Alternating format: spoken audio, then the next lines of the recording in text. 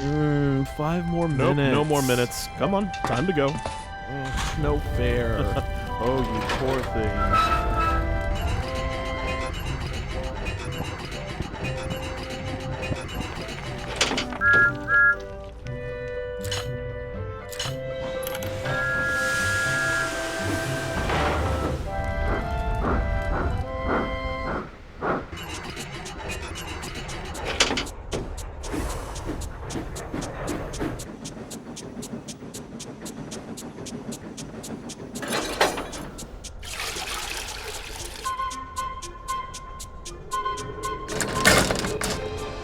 This is Thomas.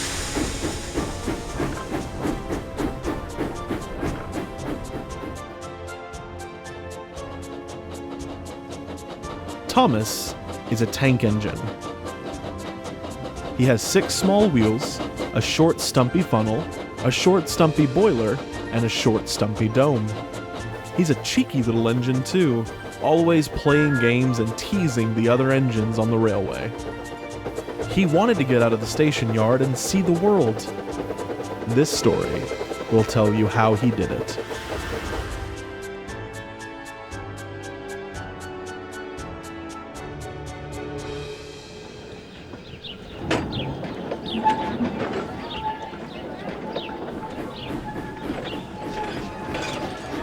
Thomas worked at the big station, the heart of the railway, always bustling with passengers, engines, and goods, with its towering platforms and long lines of coaches waiting anxiously to be pulled. It was the busiest and most important stop on the entire railway, where engines proved their worth and everyone had a job to do.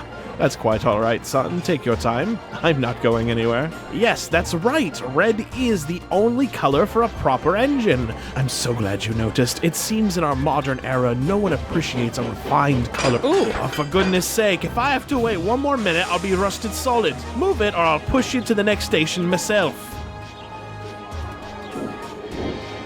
Thomas's job was to organize the coaches and freight cars for the bigger engines to pull. Then take them away when they returned so the others could go and rest.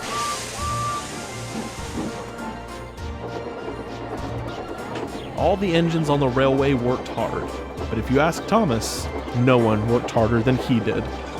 The railway always ran like clockwork, because it was run by the Fat Controller, who prefers to be called by his name, Sir Topham Hatt. "Well done, Thomas. Keep up the good work," he would say. Thomas worked with many different engines, including Gordon, the biggest and fastest engine on the whole railway, and certainly the proudest.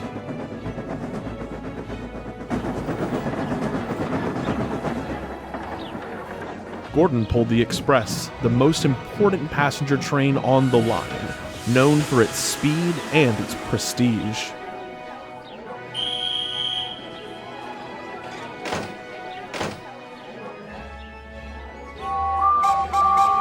Thomas thought that Gordon was most impressive, but he also thought Gordon was the easiest to tease. Gordon would often sleep in between trains. After all, long journeys do wear on an engine's wheels, but he never slept for long. Woo!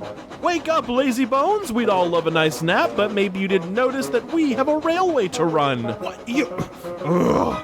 Get back here, you little tank engine, you! The Fat Controller will hear of this for sure! You know Thomas is only joking, Edward chuckled, pulling up alongside Gordon. Then why am I not laughing? Let him be. He's young. I remember when you first arrived, just as loud and full of yourself as he is. And what changed? Not much, now that you mention it. And Edward chuffed cheekily away. Oh. Come on, fat face! The sun will set before you take your first train!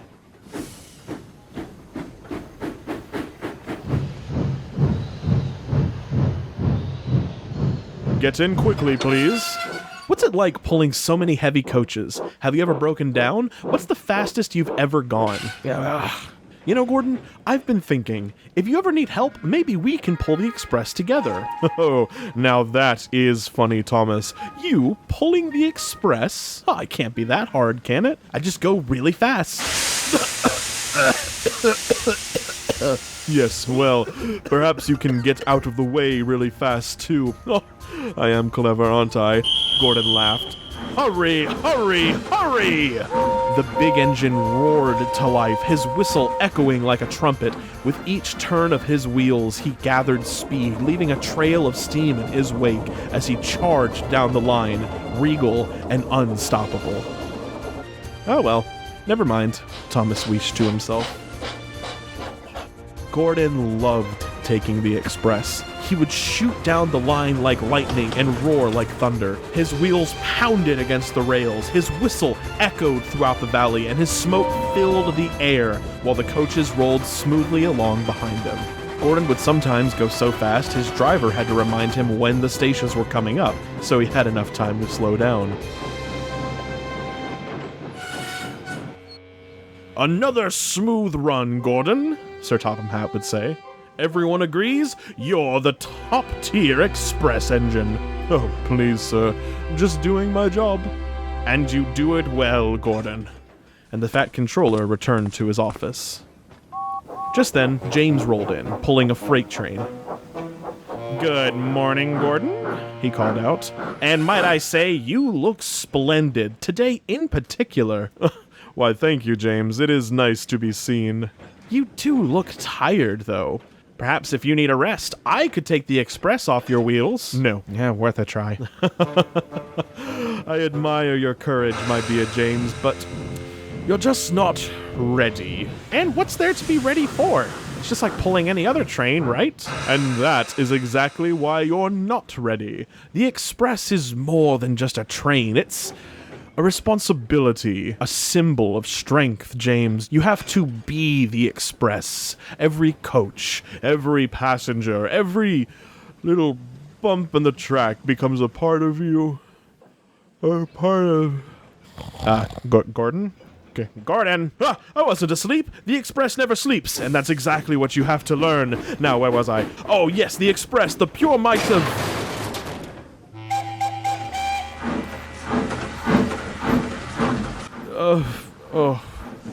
Bouncing boilers, Gordon. You look like you haven't had a good night's sleep in years. It's that blasted tank engine, Thomas. He keeps me awake with his constant whistling and his little jokes that he oh so loves to tell. Sounds to me like you're being bullied, Gordon. Oh, if I were you, I'd put that little tank engine in his place.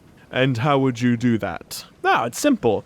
See, someone just needs to teach him a lesson about what happens when little tank engines get in the way of big engines like us. Like me. Like all of us, middle to big-sized engine. Look, it's not important. You need to teach him authority. Let him know just by looking at him that he will never be your equal. In front of everyone. Then your passengers and coaches will all see who the real star is. I quite like the sound of that. I could even be there when you do it, outnumber him and give him a little nudge in the right direction. Then I could take the express train while you finish giving him what for. Yes, James. And then I get to feel what it's like to pull the express. Temporarily, of course. Yes, thank you, James. That will do. Just then, Thomas appeared, almost as if from nowhere. Welcome back, Gordon, he teased. I was just wondering when you'd be back. Did you decide to take the scenic route?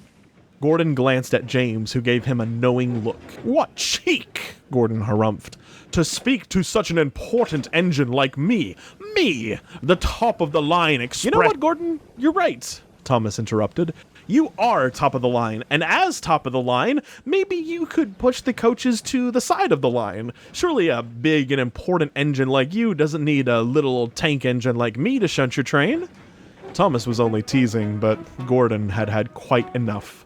Oh, please. An engine like me, shunting coaches, like a common tank engine? Don't make me laugh. You see, Thomas, you are small, teeny weeny. And I am a big engine, an engine who knows everything there is to know about the railway. Perhaps one day, if you're lucky, you'll know half as much as me, but you'll always be a tank engine, and you'll always be here, shunting our trains and helping get us started, because, well, that's the way it is. Now, be a good tank engine and fetch my next train. Thomas was offended. Instead of replying, he just huffed to the sidings to collect the coaches, while Gordon and James gave each other gleeful smirks. Hello, Thomas. You do look cross, Edward noted, resting in the sidings. It's Gordon, said a frustrated Thomas, and he told Edward everything. Ah, Edward began. Gordon does love to fill his head up with steam, doesn't he? Oh well, just let him think that, Thomas. Besides, being a big engine doesn't mean that you don't shunt, or that you know everything.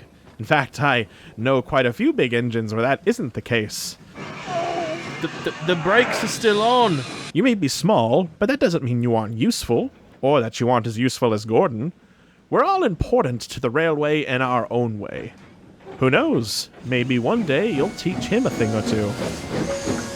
Thomas was beginning to feel better, until a loud whistle sounded throughout the station. Coaches, please! Thomas was about to shout back, until he got a delightfully devious idea. Finally, Gordon was coupled to his train, and Thomas pulled alongside to see him off. Watch me now, little Thomas, he boasted. You'll see what a real prime express engine looks like. And Gordon steamed out of the station with a huff in his puff.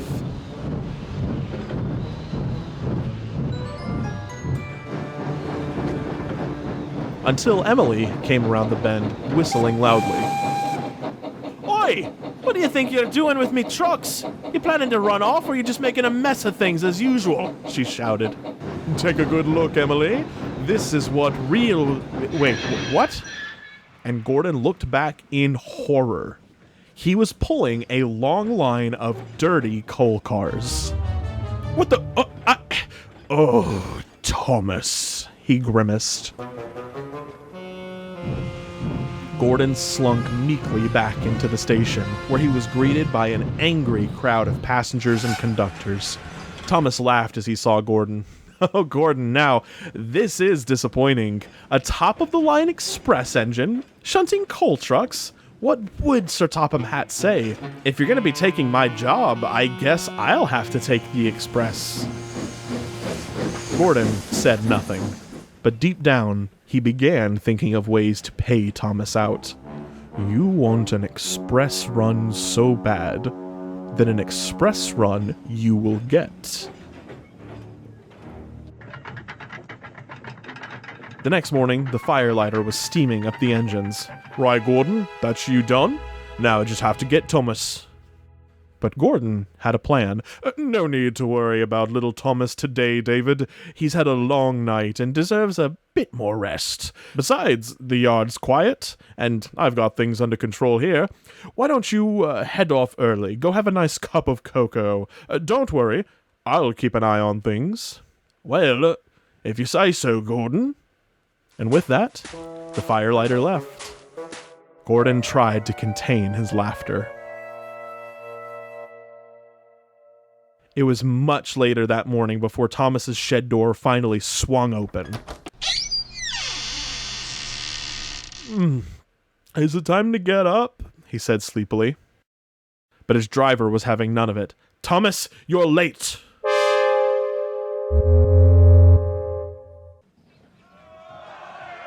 At the station, the passengers were furious, shouting complaints while they waited anxiously for their train. Gordon, who was already at the platform, was excited. His plan was working. The Fat Controller, however, was very cross. Where is Thomas? Sir Topham Hatt shouted, routinely checking his watch. I can't run a railway that isn't on time. And where is the firelighter, for that matter? I haven't the foggiest, sir, Gordon leered. You just can't get good help these days. When Thomas finally made it to the station, it was nearly time for Gordon to leave. Thomas would have to work very quickly to get the coaches in time. "Ah, look who's decided to join us," laughed Gordon. "Thomas!" shouted Sir Topham Hatt. "You know what time the trains are expected to leave. We can't keep these passengers waiting simply because you didn't get enough shut-eye." Thomas was still trying to wake up. "Oh dear, oh dear." Gordon was loving this. "Hurry up, you," he teased. "Hurry yourself," Thomas called back, exhausted. "I will," Gordon chuckled quietly.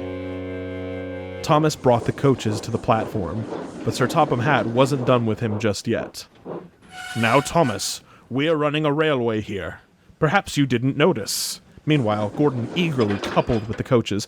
"Get in quickly, please," he called out. "With your little joke yesterday, and being late this morning, I am not impressed with your behavior." The passengers all boarded swiftly to make up for lost time. "Do I make myself clear?" Sir Topham Hatt asserted. "There's enough to do on this railway without you dragging behind." Just then, Gordon blew his whistle, and before the guard could wave the green flag, he shot forward like a cannonball and raced out of the station so quickly that they forgot to uncouple Thomas. "Gordon, get back here!" Gordon's chance had come. Gordon, stop! "Hello, Gordon. Hello, Thomas. Thomas!" Help!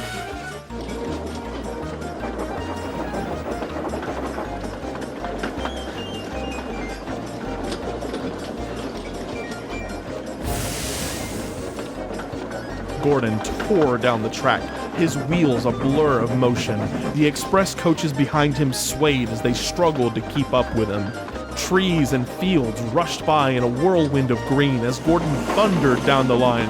"Come on, come on!" Gordon cheered. Thomas's wheels spun faster and faster, faster than ever before. His little boiler felt like it could burst. His pistons pounded frantically trying to keep up. But it was too much. His whole body rattled and shook as he raced along the track, far too quickly for his small size. His eyes were filled with fear. He was not made to go this fast. "What do you think, little Thomas? Is it everything you were hoping for?" Thomas could barely breathe. "Gordon, slow down, please," he gasped. "Slow down? My dear boy, this is the Express, and on the Express, we hurry, hurry, hurry!" Gordon laughed as the two engines, along with the coaches, surged forward, cutting through the landscape like an arrow, the wind howling past as Gordon barreled ahead. The wind whipped past Thomas, but he wasn't enjoying the ride. His little engine couldn't take it, and his wheels felt like they might come off the rails at any moment. He tried to brake, but he couldn't. He tried to whistle for help, but he couldn't.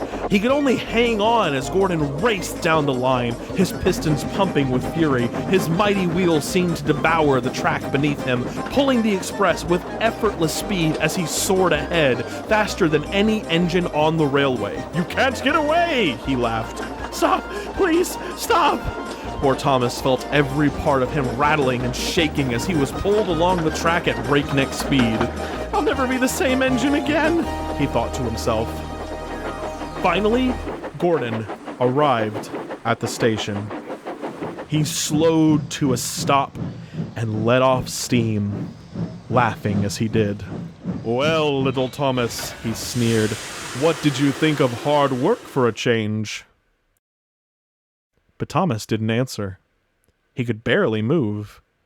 All the passengers got out, and when they heard him wheezing, they came to check on him. "Is he all right?" Poor little guy. He sounded so scared. "You okay, fella?" Thomas said nothing, barely able to puff away after being uncoupled. Gordon's smile faded as he watched. Thomas looked awful. He crawled to the water tower nearby, feebly letting off steam like a pathetic whimper. Thomas, come now, surely you've got something snarky to say?" Thomas still didn't reply. He couldn't. He just took deep breaths. Then the passenger spoke up. "You are going much too fast," one shouted. Gordon was confused until he realized he had been so busy laughing he forgot to obey the speed restrictions. "Someone could have gotten hurt," another yelled out. "And that poor little engine, too." The passengers all started to complain at once, but their frantic protests faded away as Gordon eyed Thomas. He'd never seen a more sorry sight. Gordon wanted to go check on Thomas, but it was too late. The guard's whistle blew, and he had to leave, heavy with guilt. This wasn't how he had pictured things going at all.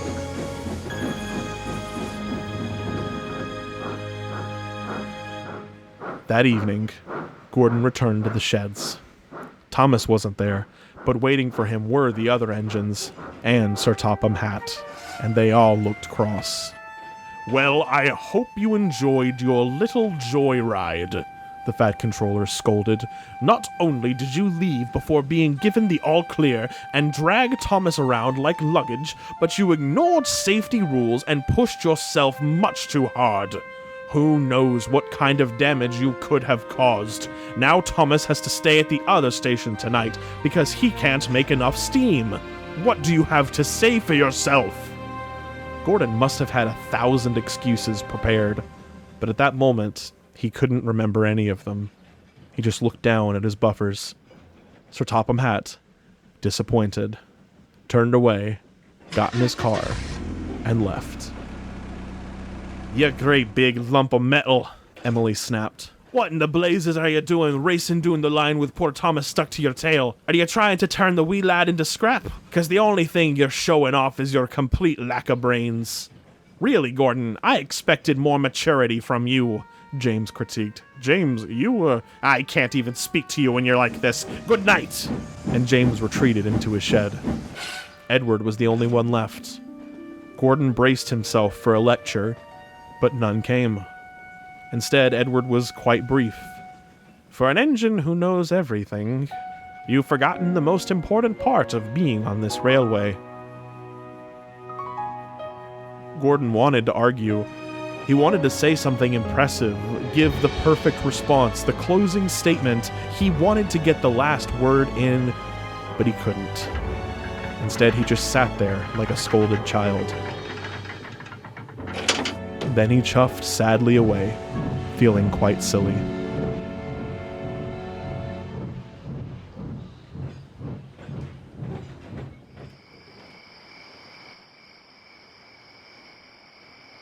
Back at the other station, the workmen were checking Thomas for any damage done.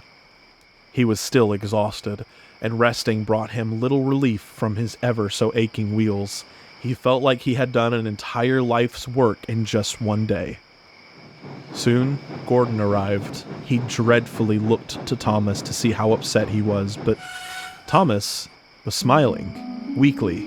"Well," he grinned, "I see you decided to take me up on my offer to help you with the express." Even though he didn't want to, Gordon couldn't help but smile back. "Well, you weren't much help," he teased. "All the breaking and screaming does ruin the scenery a tad." Thomas laughed. "I certainly don't know what you're on about." The two engines began joking back and forth. They began telling each other stories. Thomas listened with amazement as Gordon told him of all the things he had seen while pulling the express on the main line. And while Thomas told Gordon his own stories, Gordon was taken aback by how much work Thomas actually did. Then they began talking about other things, about special coal, hot air balloons, coaches being tied together with bootlaces, and they were laughing like old friends long after the stars came out. "I am sorry, Thomas," Gordon finally admitted. "I was cross, tired, and fed up with your endless jokes and pranks.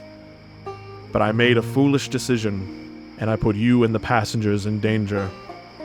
And I'm sorry for teasing you," Thomas confessed after a moment's silence. "I do get carried away." "Well, I know a thing or two about getting carried away." "Well, of course, you're a big engine, you know everything." "Well, I certainly thought I did. Perhaps I didn't. Certainly didn't know better than to pull such a foolish prank. Well, it wasn't all bad. I mean, did you know this is the farthest I've ever been from the big station? And What do you think of it after all this time? Honestly, I thought it would be bigger. The two engines were silent for a time. Then they laughed. After a while, Gordon fell fast asleep. Thomas, however, couldn't sleep. He was too busy taking in the scenery. And so, we've come to the happy end of our story. I hope you liked it, because you helped me to make it.